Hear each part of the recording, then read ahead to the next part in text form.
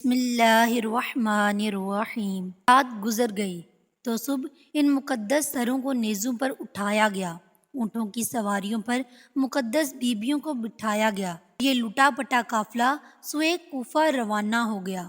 ظالم یزیدی اس قافلے کو لے کر کوفہ کی طرف روانہ ہو گئے۔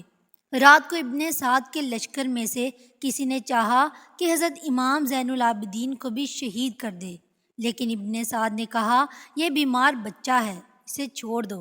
مشیت الہی بھی یہی تھی کہ کوئی سادات میں سے ضرور موجود رہے جس نے سب کچھ اپنی آنکھوں سے دیکھا ہو اور وہ حالات کا عینی شاہد ہو۔ دوسرے روز لشکر یزید نے اپنی تمام لاشوں کو جمع کیا اور انہیں دفن کر کے روانگی کا اعلان کیا، مگر اہل بیت کے لاشوں کو دفن کرنے کی بھی ضرورت محسوس نہ کی۔ بغیر کفن اور دفن کیے خاندان نبوت کے افراد اور ان کے ساتھیوں کی لاشیں کربلا میں ہی چھوڑ دیں۔ فرات کے کنارے ایک قبیلہ بنو سعد آباد تھا۔ جب انہیں پتہ چلا کہ یزیدی لوگ اہل بیت اطہار کی لاشوں کو کھلے آسمان تلے چھوڑ کر چلے گئے ہیں تو وہ فوراً وہاں پہنچے اور شہداء کے مبارک جسموں کو کفن دے کر دفنایا۔ یزیدیوں کا قافلہ اہل بیت کرام کے ہمراہ کوفہ میں داخل ہوا اور شہداء کے تمام سر ان کے پاس تھے۔ وہ سب ابن زیاد کے سامنے پیش کر دیے گئے۔ سید الشہداء حضرت امام حسین کا مبارک سر خولی کے پاس تھا۔ وہ کسی وجہ سے بروقت دربار نہ پہنچ سکا۔ وہ سر مبارک کو اپنے گھر لے گیا۔ خولی اپنی بیوی سے کہنے لگا، آج میں تیرے لیے دنیا و جہاں کی دولت لے کر آیا ہوں۔ مطلب یہ تھا کہ جب یہ سر مبارک ابن زیاد کے دربار میں پیش کروں گا تو بہت سے انعامات ملیں گے۔ سنگ دل خولی لمبی تان کر سو گیا، مگر اس کی بیوی سر مبارک کے سامنے بیٹھ گئی۔ وہ ساری رات رو رو کر گزار دی۔ خولی کی بیوی نے دیکھا کہ آسمان سے زمین تک نور ہی نور پھیلا ہے۔ وہ سر مبارک کے گرد عجیب شکل کے نورانی پیکر طواف کر رہے ہیں۔ کچھ نہیں کہا جا سکتا کہ وہ مخلوق کون تھی۔ وہ ساری رات یہ نظارہ دیکھتی رہی۔ صبح ہوتے ہی بدبخت خولی اٹھا اور امام پاک کا مبارک سر ابن زیاد کے پاس لے گیا۔ امام علی مقام کا مبارک سر باقی سروں کے ساتھ اور خانزادہ رسول کے باقی قیدیوں کے ساتھ اس بدبخت ابن زیاد کے تخت کے سامنے پیش کیا گیا۔ وہ بدبخت اس وقت تخت پر ہی بیٹھا تھا اور اس کے ہاتھ میں ایک چھڑی تھی۔ اس نے چھڑی کے ساتھ حضرت امام حسین کے دندان مبارک پر ایک ضرب ماری اور نازیبا گفتگو کی۔ حضور کے ایک کمزور نظر والے صحابی جو وہاں موجود تھے، وہ بہت بوڑھے تھے۔ ان کا نام زید بن ارقم تھا۔ ابن زیاد کی چھڑی جب حضرت سیدنا امام حسین کے لبوں پر دیکھی تو چیخ اٹھے اور کہا، کچھ تو حیا کر۔ خدا کی قسم، میں نے اپنی آنکھوں سے رسول اللہ صلی اللہ علیہ وآلہ وسلم کے لبوں کو، ان لبوں کو چومتے ہوئے دیکھا ہے۔ ابن زیاد کہنے لگا، اے زید، اگر تم بوڑھے نہ ہوتے تو تمہاری گردن بھی میں ابھی اتار دیتا۔ ابن زیاد نے اس سب کے بعد یزید کی خوشنودی کے لیے حضرت امام حسین کا سر انور اور دیگر سروں کو جلوس کے ساتھ اور خانزادہ رسول کی پاک بیبیوں کے ساتھ یزید کی طرف دمشق روانہ کر دیا۔ جب یہ قافلہ دمشق کی طرف روانہ ہوا تو راستے میں ایک گرجے کے قریب پڑاؤ کیا۔ وہاں انہوں نے جلی خروج میں ایک پہاڑی پر سرخ رنگ کے ساتھ شعر لکھا ہوا دیکھا، جس قوم نے حسین کو قتل کر دیا ہے، کیا وہ قیامت کے دن ان کے نانا جان کی شفاعت کی امید رکھ سکتی ہے؟ اہل قافلہ نے جب یہ شعر پڑھا تو ان کے رونگٹے کھڑے ہو گئے۔ وہ یہ سمجھنے سے قاصر تھے کہ اس پہاڑی پر ایسے انداز میں یہ شعر کس نے لکھا ہے۔ ابھی وہ حیران و پریشان ہو رہے تھے کہ قریبی گرجے سے ایک پادری ان کے پاس آیا تو اہل قافلہ نے اس کی آمد کو غنیمت جانا اور اس سے پوچھا کہ یہ شعر اس پہاڑی پر کس نے لکھا ہے اور یہ کب سے لکھا ہوا ہے۔ وہ راہب کہنے لگے کہ یہ شعر تو ہمارے بڑوں کے زمانے سے لکھا ہوا ہے۔ راہب نے پوچھا، یہ نیزے پر کس کا سر ہے؟ یہ قیدی کون ہے؟ راہب کو بتایا گیا، یہ سر حسین ابن علی کا ہے اور یہ بیبیاں اسی مقدس خاندان کی ہیں۔ وہ راہب کانپ اٹھا۔ 10,000 دینار کے بدلے میں اس راہب نے ایک رات کے لیے اس قافلے سے سر حسین لے لیا۔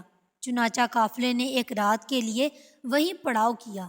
راہب نے اپنا گھر خالی کروا کر پاک بیبیوں کو وہاں ٹھہرایا اور خود مبارک سر کو ایک دھوئے ہوئے پاک تشت میں رکھ کر خود اس کے سامنے بیٹھ گیا۔ خیر، یہ الگ واقعہ ہے کہ کیسے اس راہب نے پاک بیبیوں اور مبارک سر کی خدمت کی، جو یہاں بیان کرنا مقصود نہیں۔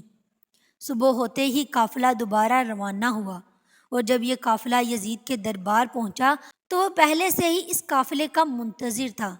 جب سر حسین یزید کے سامنے رکھا گیا اور وہ اپنے تخت پر بیٹھا تھا تو اس نے ایک چھڑی حضرت حسین کے ہونٹوں اور دانتوں پر مار کر کہا، تم اپنے انجام کو پہنچ چکے ہو۔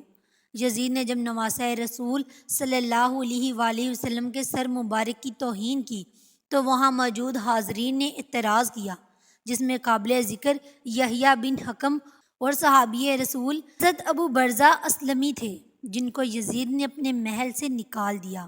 اس کے بعد دختر سیدہ کائنات حضرت زینب نے ایک تاریخ ساز خطبہ یزید کے دربار میں دیا، جس سے وہاں موجود لوگوں کے دل لرز اٹھے۔ یزید جب پشیمان ہوا تو اس نے قافلے کو قید میں ڈال دیا۔ یزید سے رہائی کے بعد یہ قافلہ جب مدینہ پہنچا تو وہاں کے لوگوں نے چیخو پکار کی۔ ناظرین گرامی، سید الشہداء کے مبارک سر کے بارے میں 5 روایات ملتی ہیں کہ وہ کہاں اور کس نے دفن کیا۔ سب سے پہلی روایت علامہ قرطبی اور شاہ محدث دہلوی سے ہے کہ یزید نے اسیران کربلا اور سر انور کو مدینہ بھیجا، جہاں پر حضرت امام زین العابدین نے سر مبارک کو حضرت حسن یا حضرت سیدہ فاطمہ سلام اللہ علیہا کے پہلو میں دفن کر دیا۔ دوسری روایت میں ابو ریحان البیرونی کہتے ہیں کہ اسیران کربلا نے 40 روز کے بعد کربلا واپس آ کر سر مبارک کو جسد مبارک کے ساتھ ملا کر دفن کیا۔ تیسری روایت یہ ہے کہ یزید کے حکم پر سر امام حسین کو ہر شہر میں لے جایا گیا۔ اسکلان پہنچا تو وہاں کے امیر نے اسے دفن کر دیا۔ چوتھی روایت یہ ہے کہ اسکلان میں جب فرنگیوں کی حکومت قائم ہوئی تو 548 ہجری میں طلحہ بن زریق نائب مصر نے اسکلان سے سر انور کو لیا اور مصر لے گیا۔ وہاں اس نے مشہد حسینی بنوا دیا۔ اس کے متعلق علامہ ابن حجر حتیمی مکی روایت فرماتے ہیں کہ سلیمان بن عبد الملک نے حضور صلی اللہ علیہ وآلہ وسلم کو خواب میں دیکھا کہ آپ اس کے ساتھ ملاطفت فرما رہے ہیں اور اس کو بشارت دے رہے ہیں۔ صبح اس نے حضرت امام حسن بصری رضی اللہ عنہ سے اس کی تعبیر پوچھی۔